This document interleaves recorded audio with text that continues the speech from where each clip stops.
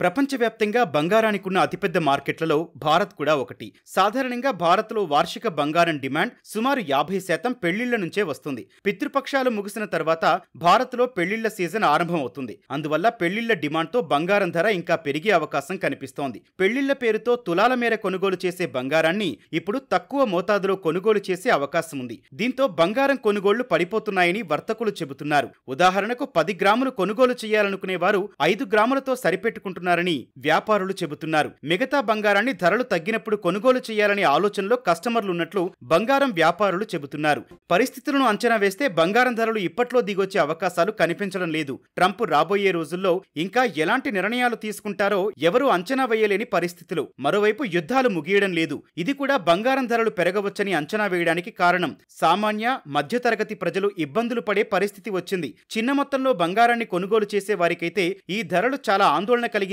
అంశమని నిపుణులు చెబుతున్నారు. అందుకే ఈ ధరలతో అసలు బంగారం కొంటామా లేదా అనే భావన వారిలో మొదలైంది. బంగారం ధరలు ఒకవేళ తగ్గితే స్వల్పంగా తగ్గడం తప్ప భారీగా ఉండదని అంచనా వేస్తున్నారు.